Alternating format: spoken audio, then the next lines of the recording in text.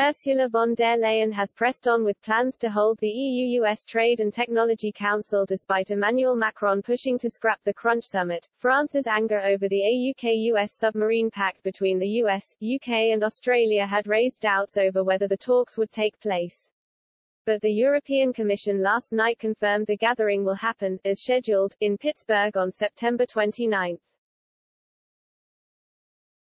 This will come as a huge blow to Paris at a time when it is trying to flex its diplomatic muscles in a bid to secure compensation after Australia pulled out of a contract for the purchase of 12 French-built submarines. Canberra reneged on the deal in favour of an agreement to secure nuclear-powered vessels from the British and Americans. A Commission spokeswoman said, "The Commission confirms that the Trade and Technology Council will take place in Pittsburgh next week." She added, "The TTC will address short-term semiconductor issues in Pittsburgh."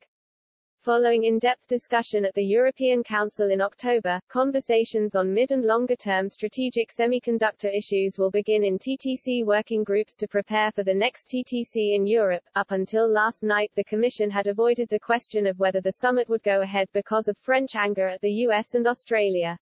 Commission President Mrs. von der Leyen has vowed to show solidarity with Paris over the submarine snub.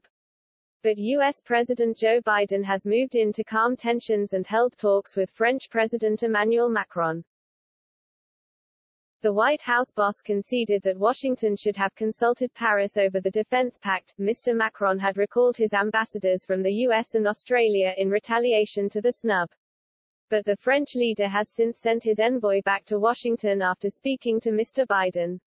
In a joint statement, the two men agreed to meet in Europe in late October, probably at the G20 summit, to discuss how to improve consultations in future. Mr. Macron said he would dispatch his withdrawn ambassador back to Washington, D.C. next week.